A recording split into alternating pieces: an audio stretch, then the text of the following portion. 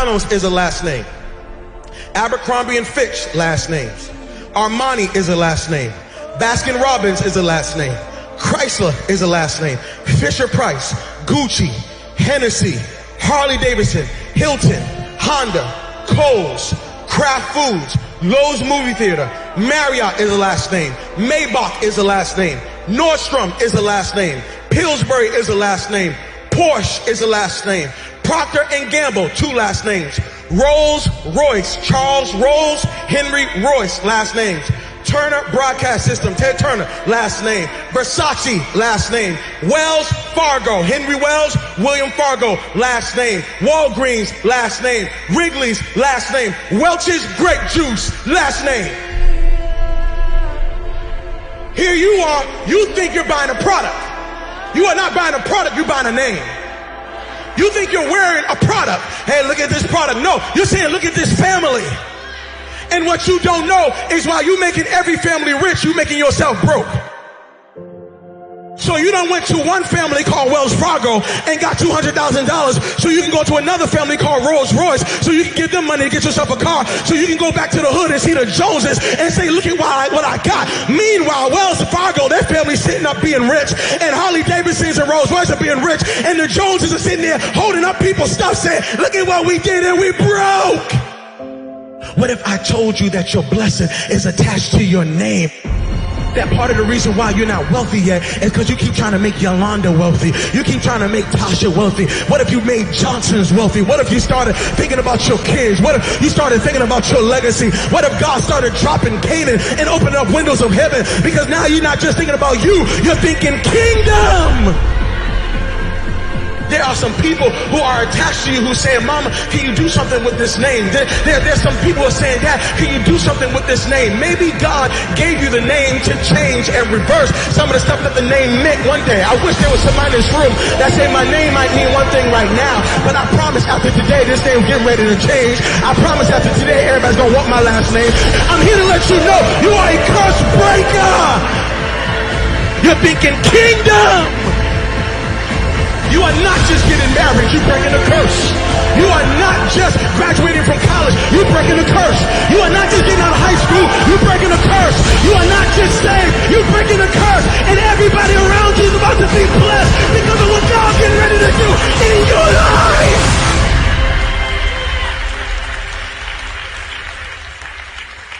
I don't know what my name meant before I got here, but I know it's going to mean before I leave. You got a legacy. Power in your name. You've heard this a million times, that the cemetery is full of potential. And that's true. Because that person didn't do what they needed to do through the dash. Dealing with agony and anger and anxiousness, and you are ashamed. If you want your future, you gotta heal.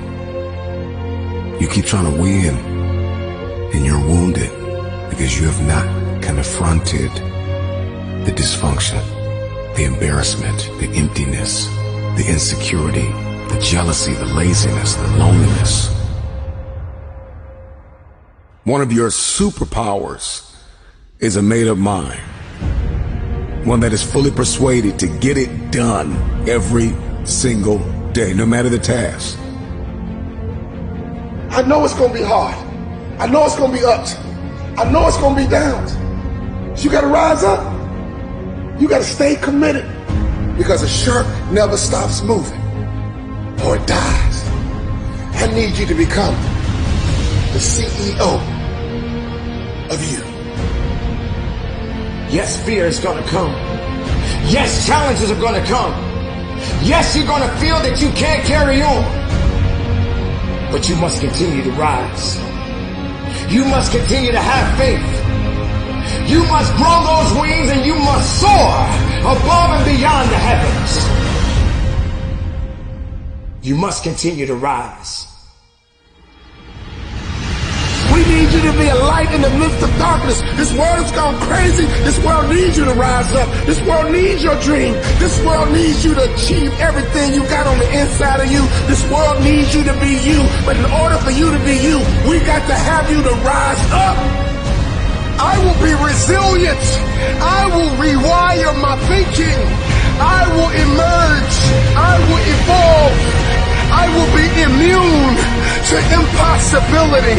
I will be immune to the pain that is attached to my purpose. I will not be stagnant. I will not stay stuck in the mud that you left me in. I will evolve. I will rise.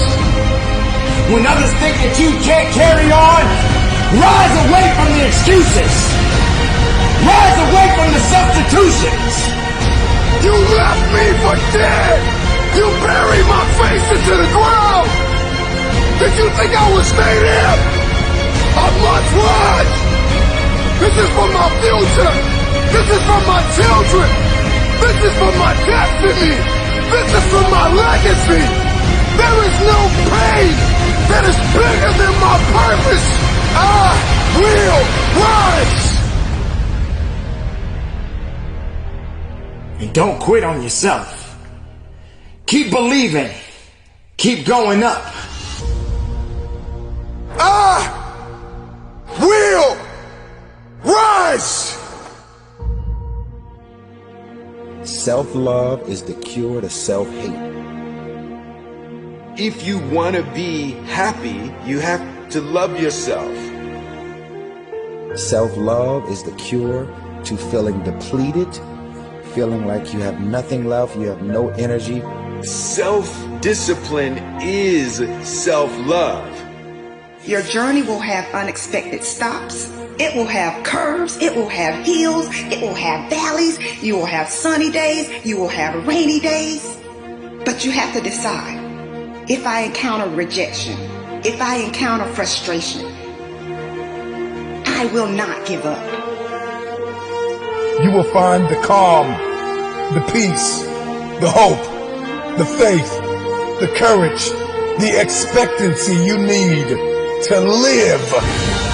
If you never get married, you are not. If you never pass that law degree, you are not. If you never become a doctor, you are not. If you never get married, you are not. If you never have a child, you are enough like you are. And that's why God created you. You are enough. The first thing you got to realize is that you got to love yourself. It's about self-love.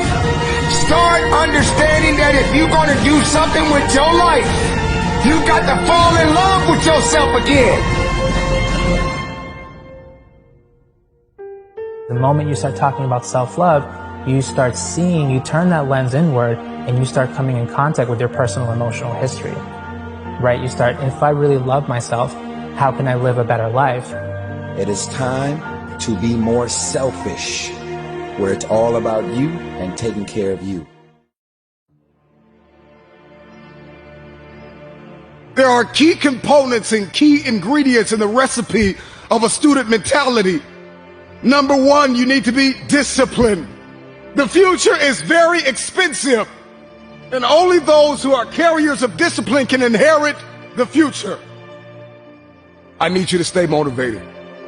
I don't care if you have to listen to me 1,000 times. I need you to stay motivated. And I need that motivation to mature into discipline. I need you to be self-aware. So I need you to remember that you are always learning. In life, you are always learning. And I need you to believe in yourself. I need you to see yourself capable, lovable, and unconditionally worthy of your future. Turn your pain into progress. I need you to see yourself. See yourself. One of the things that many students lack is vision. You got to see yourself before you get there. You have to hear yourself telling yourself thank you. I need you to open up your ears. Open up your ears, because the you from the future is telling you thank you. Thank you for not giving up when you wanted to give up. Thank you for not being depressed. Thank you for not allowing the brokenness to eat your progress. Thank you, thank you, thank you. You got this. It's going to get hard sometimes, I'm telling you right now. It's not going to be easy. but it's worth it. Maybe you're listening to me right now, you want to lose weight, or you're trying to pass the final exam, or maybe there's just this feat that seems as though it is impossible. Turn your pain into progress. Turn your pain into progress. I need you to be uncomfortable with average. I need you to be allergic to average. I need you to come to the end of yourself. So many people are depending on you. A student is hardworking. A student is mentally tough. Have the ability to adapt. Have a character, consistency. Demonstrate courage on the daily. Stay motivated. Stay positive. Earn your respect. Have a winning attitude. Breathe. Compete. Make no excuses. Set goals. Practice great habits. Stay focused. You want your future? You gotta outwork everybody on that field. You gotta outwork everybody in the room. You gotta learn how to perform under pressure. You gotta leave it all out on the field. Everybody wants the future, but everybody wants to be average. I've heard it all in my career. All the bullshit excuses and the lies people tell themselves. They say things like, I'll start Monday. It's not my fault. It's not fair. I'm too damn tired. Or my personal favorite, I don't have enough time. Let's have a real talk. You know what kind of people do and say these things? Losers. They have a loser mentality through and through. And until they recognize that the problem is them, they'll never improve. Until they develop a winner's mentality, they'll never get what they truly want. What's a winner's mentality, you ask? It means being focused on yourself and not other people. It means having desire. It means wanting it. Willingness to work for it. You simply have to give it everything you have to get it. You need to shut down all negativity and frankly not give a shit what others say and think. You want to know what the 10 most dangerous words in the English language are? What will other people say? And what will other people think? You're the only person who needs to be okay with how you live your life. You could be hated by everyone, and if you're okay with your actions and behavior, you'll be content. At the same time, you could be loved and adored by every damn person on the planet. But if you're not okay with how you've lived your life, you'll go to bed with emptiness. The losers we discussed earlier, there'll never be a shortage of them. People who throw hate your way because of how you live your life. And there'll never be a shortage of people who want to see you fail. So the key is to just do you. Do what makes you happy and do what you think is right. At the end of the day, if you and you alone can look yourself in the mirror and be content with the choices you made, then that's all that matters. Believe in everything that you are and understand that within you there's something greater than any obstacle you'll ever face. Have faith in your abilities. Work hard, never give up, and there's nothing you can't accomplish. With the right amount of confidence, anything is possible. No matter what you set out to do, your first word should always be, I believe in me. The most important person to believe in is always yourself. When you feel like throwing in the towel, when you feel like surrendering everything you work for, remember why you started. Remember how you felt when you started. You were hungry. When you want to let go, when you want to surrender, when you want to stop, when you're ready to quit, when you have failed and failed again. Let me remind you what got you here. Hunger got you here. A strong desire got you here. You were desperate to break curses in your family. You were desperate to break the cycle of poverty and depression. You were desperate. Hunger got you here. Remember this. Every dream requires discipline. Every dream requires discipline. You can travel the world and study students and their behaviors and their mindsets. There is a science behind achievement. And when you study the most successful students in the world, we find that they are responsible, they are motivated, they are self-managed, they are self-aware. They have a long-lasting student mentality even after they have passed the test. Because they understand that life is a test. And in life, there are ups and there are downs. And so accept the responsibility. See yourself as primarily responsible for your outcomes and your experiences. You are going to need discipline. Motivation will help you get started. But discipline is going to keep you on the road to your destiny. You got to be self-motivated. You got to find purpose in what you do by discovering personally meaningful goals and dreams. If you're going to be a successful student, if you're going to come out on top, you've got to start managing your time. You plan and you take action in pursuit of your goals and dreams. So let me tell you something. Everybody has a dream, but there is a behavior that must follow your belief system. Remember this, behavior follows belief.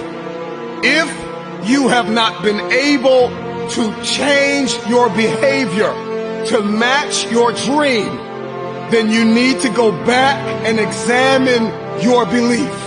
Because 10 times out of 10, if you can't change your behavior to match your dream, then you don't believe. When somebody believes, everything changes. The time is coming where you are going to feel like giving up. But you're going to have to remember why you started. You got to dig deep and learn how to create possibilities for yourself when nobody gives you an opportunity. You have to turn your mess into your message.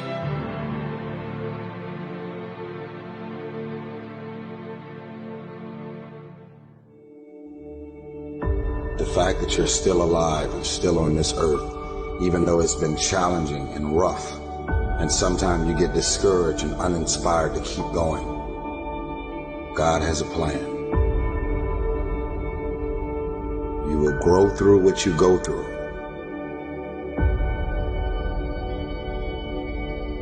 Don't be sad, be grateful. Don't dwell, do. Don't complain, create. We got this.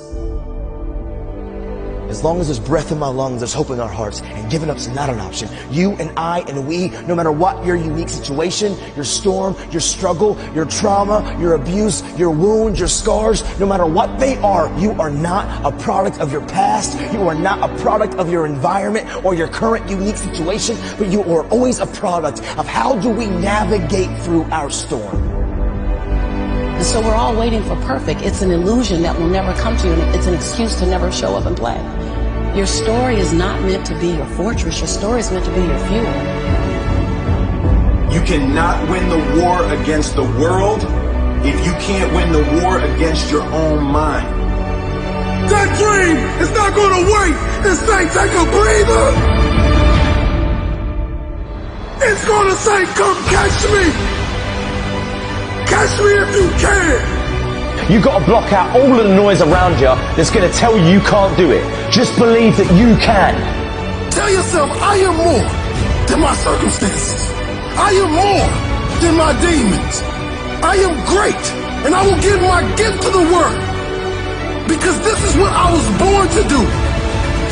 Go get it, son. Go get it. Be sweet. Go get it. Be sweet. Go get it. Be sweet. Go get it. Be sweet. Go get it, son.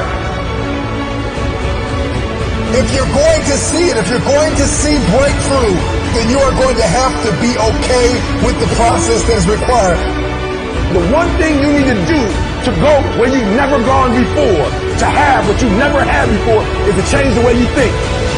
You're at the edge, watching someone else live, wondering what it's going to be like when you jump without ever jumping. And I'm just here to tell you, jump. Believe that you can. Believe it's possible for you to have it. Don't lay on your back. Anything that comes your way, you got to be prepared to accept the challenge and go through it. And stop thinking about the negative. Stop talking about the negative. Ask yourself, what would amazing look like for you? As long as that heart is pumping blood, you're not dead yet.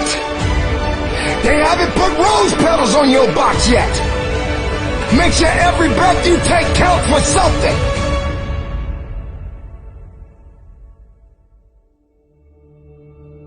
Continue to pursue purpose. And we all got a purpose. Every one of you in this room were born to not just exist, but to experience life. Every one of you in this room, you were born to leave your fingerprints on history. Stress, fear, and discomfort all promote growth. The more often you willingly place yourself in the uncomfortable, the more you'll find moments of progress, moments of growth. You'll get better, stronger, and more confident.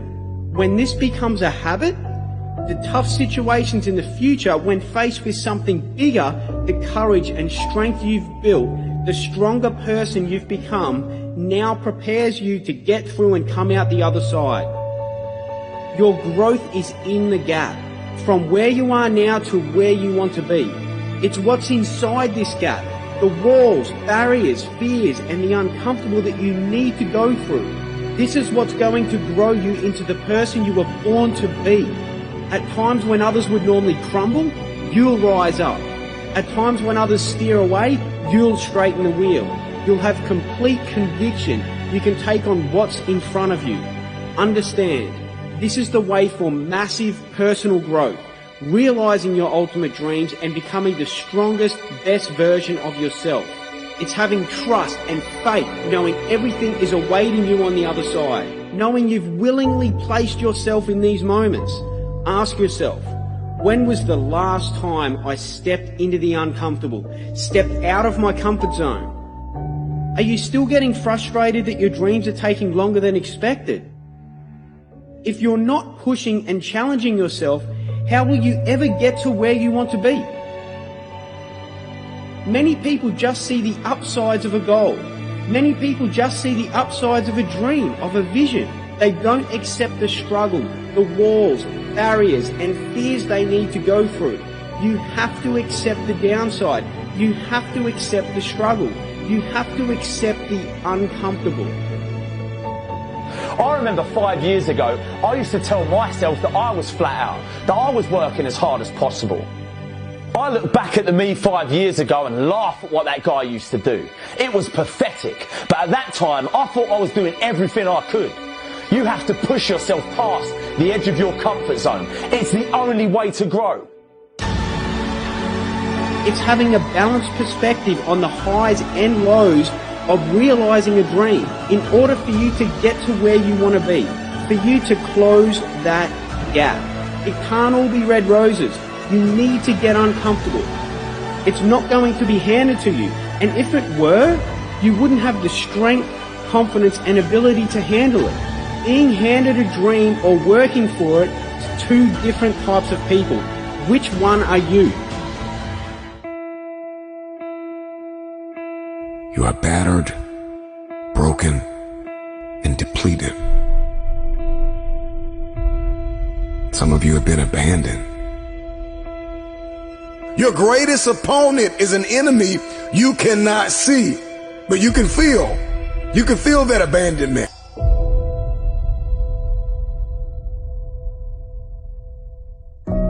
A legacy is something that is passed down. It is your mark. It is your footprint in the earth. It is your contribution to the world. Your legacy is something that is passed down. It is your mark. It is your footprint in the earth. It is your contribution to the world. I don't care about legacy. I'm single. I don't care about legacy. I don't have no kids. I don't care about legacy. My family never cared about me. I don't care about them. My life is my own. Why do I need to even think about legacy? Well, here's the thing I have to say to you. The thing you need to know is this. You are leaving a legacy whether you want to or not. Everybody in this room is going to leave a legacy. The question is, are you going to be intentional about the legacy you're leaving? Are you actually going to be intentional, or are you just going to let anything be passed down, anything be given to others on your behalf? Don't let it be so. It's like this past weekend, I went out to go preach. And when I went to go preach, I went into a city and I rented a car. When I went to the rental car, they said, go downstairs in the garage. You can grab any car. When I went down there were only 2 cars. There was one car that looked like it wouldn't make it past Monday. And then there was another car. So I went to this car. But when I got into the car smelled like cigarette smoke. And so I took off with the car because, I'm just like, hey, let me get out of here. And so I'm driving the car for a couple of days. When I bring the car back, drop off the keys, they say, hey, you have any problems with the car? I said, no problems with the car. They said, all right, cool. I leave. And they said, I looked on my email and they billed me $350. How you gonna charge me? I've never smoked a day in my life. They said, sorry, sir, you brought the car back smelling like cigarettes. I said, no, I didn't bring the car back smelling like cigarettes. Y'all brought me a car that smelled like cigarettes. They said, no, all we know is that you brought us a car with cigarettes, so you have to pay the price. Can I tell you something? That is a picture of many of our lives. Some of us lived a life that stunk so bad. And many of you are paying a price for a life that you didn't live, but somebody lived before you, and they handed you down a name or a life that stunk so bad that now you got to pay forever for it. And I'm here to let you know, stop giving people this dirty, nasty, stinky life. Why don't you build a legacy so when somebody gets into the car of your life, they want to say thank you instead of, I can't believe what you did to me. Everybody here has struggled with an addiction that's not yours. It was an addiction that your family didn't deal with. It was an addiction that your father just overlooked. And so it got passed down to you. And now you're struggling with this addiction. But truthfully, if you track the addiction, your father had it, and your grandfather had it, and your great-grandmother had it, and your whole family had it. And because they didn't deal with it, because they weren't thinking legacy, now you're driving in a car that you got to pay for. And God is saying, the buck stops here. That this is it. I put you in the earth because you're about to stop some stuff. I know people who went to go buy a house, and when they went to go buy a house, they saw their credit report, and the credit score was so jacked up. And when they saw the report, they realized that mama had gave out their social security number to the whole family. And everybody done rented stuff and didn't pay back, and everybody had electric bills and cell phones that don't even exist no more. Why? Because somebody didn't care about legacy and they handed you a bill, and now you can't walk in Canaan, not because of your issues, but because of some issues that were passed down. God forbid you are sitting in this place saying, I don't care about legacy. You need to care about it, because somebody's got to live in the life you have. You are passing something down whether you want to or not.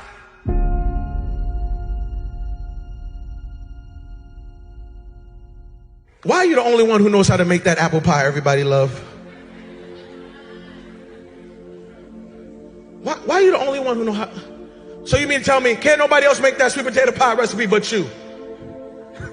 So you're going to just die and you're not going to tell nobody what the secret was? Even Colonel Sanders left his secret. Now, come on now. Even Colonel Sanders said, y'all make some good chicken, but when I'm gone, y'all going to keep making it. What I'm saying to you is, why is it that you're the only one? So you own all this real estate and you didn't share that with nobody. You're not going to tell nobody how to do that. You're the only successful marriage in your family. You're not going to tell nobody. You're gonna hoard this information so you can be the only one who wins. You have lost. You have lost. You have lost. And I'm telling you that you are going to have to look at your life and recognize that everything you are doing right now is having major and great impact. If you're going to leave a legacy, you're going to have to remember how you started, but focus on how you finished. I don't want you to forget how you started. I don't want you to forget that father wasn't there. I don't want you to forget some of the conditions that you were raised in. I don't want you to forget some of the rejection, some of the pain. No, I want you to remember how you started, but do not for 1 second let it dictate how you're going to finish. There's somebody in this room saying, Pastor, I don't understand. I hear you, but this sermon got me all messed up. I was feeling good. And then you done preached this sermon, and now I'm thinking about the 60 years of my life I've wasted. I'm thinking about the 60 years of hurt I caused. I'm thinking about the 60 years of stuff I did. I got some college student who's sitting here saying, Pastor, I wish I heard this word in my junior year in high school. I wish I heard this word in my sophomore year in high school, because I did some stuff as a sophomore that I'm still paying for now. I did some stuff as a senior that I'm still paying for now. Can I tell you something? Your yesterday may have been jacked up, but God knows how to take the old and make it new. I came to preach this somebody today and let you know your first 60 years was jacked up, but your next 60 days, God says, I will turn it into such impact. I will give it such greatness that you won't even remember some of the stuff that you jacked up. Legacy is built now, but experienced later. If you are going to leave a legacy, you got to start building now. I'm talking to college students. Okay, don't wait. Oh, when I graduate in 4 years, I'm just gonna live it out. And then when I graduate, I'm gonna be free. I'm gonna get serious about my life. Can I tell you something? I know 40-year-olds who are living under the consequence of things they did from 18 to 22.